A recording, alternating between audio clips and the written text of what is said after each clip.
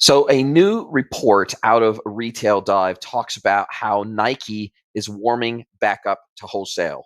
Now, for any of you who have been following Nike for a while, they have been going super, super hard at direct to consumer, both via their own physical retail stores, their retail apps, and all sorts of other direct to consumer channels, famously pulling away from Amazon, however, over the last couple of years. So, not really going hardcore down a marketplace route, but definitely playing the D2C game very, very hard. Now, not to say that D2C isn't important to them. Out of the $51.2 billion in revenue for the year, up 10% year over year, what they said is that 21.3 billion of that, or nearly 50%, is direct to consumer. So that is a significant percentage of their overall revenue. However, they have shunned a whole lot of retail partners over the last couple of years and cut a few famous partners off, including Macy's and many others.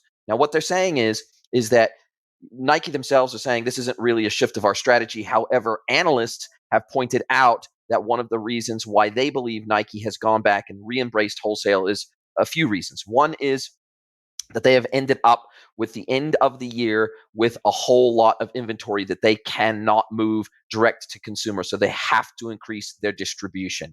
So they've gone back. And in fact, what it says here is it says, to several analysts, though, the stronger return to wholesale is due to the athletic giants' high levels of inventory and inability to clear it. Global Data Managing Director Neil Saunders said in emailed comments that while inventory is relatively flat year over year, it's up 23% over 2021. So that's nearly a quarter more inventory that they're holding. And with the wholesale posting softer sales, Nike cannot make the difference on its own with D2C. So one of the reasons Nike is starting to take a more sympathetic view to third-party retailers after spending a long time pulling back to focus on direct retail. Basically, the company knows it needs to maximize the number of doors it sells through. It says Simeon Segal, a BMO capital markets analyst, also noted that margins in every region moved against D2C penetration, leading us to keep fearing that direct hurts, not helps margin.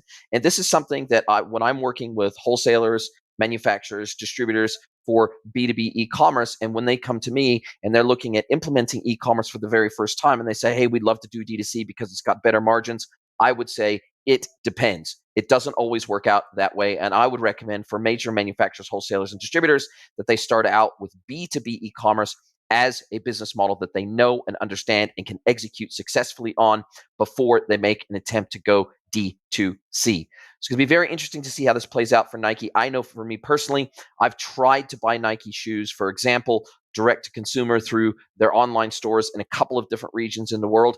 And they just don't, they don't have the full range of their own products. So there are many, many places where you can go to a retailer, whether it be their online store or physical retail, and you can get products that you simply cannot get directly through Nike for a start off. Second of all, their pricing is actually not that good in their direct to consumer channels. Many times retailers will be having sales, be having promotions, be having liquidations, whatever it might be. And you can 9 times out of 10, you can actually get better pricing by going through a retailer than you can by going through Nike Direct. Finally, when we think about consumer psychology, very, very rarely does someone go into a shop and buy just a pair of shoes and nothing more. They might be gearing up for a specific sport. So let's say you play squash or whatever it might be. You're going to go into a shop and you're going to buy your shoes, you're going to buy your racket, you're going to buy your balls, you're going to buy your bag, and you want to buy it all in one place as a package deal. And oftentimes these retailers do package deals on specific sports, specific hobbies, specific pursuits and activities. And so the other challenge that Nike has with direct to consumer in terms of further penetration and growth is that they cannot serve all of these products, all of these markets on their own. First of all, they don't make products for all of these different functions and features of a specific hobby or sport or pursuit. So they might service, shoes and apparel and a couple of other minor things. I think Nike does golf balls and a few other bits and pieces, but they certainly don't supply all of the equipment related to every single sport that they play in from a footwear perspective. So I think the real story here is that direct to consumer margins aren't always as good as many manufacturers, wholesalers, and distributors think that they will be. And second of all, you simply, even if you are as big and as much of a global player as Nike, It does not mean you are able to get in front of every single consumer in every single channel in every single market all the time. It's simply impossible. And these retail aggregators can get in front of consumers. You never can. It's going to be very interesting to see how this one plays out. Watch this space.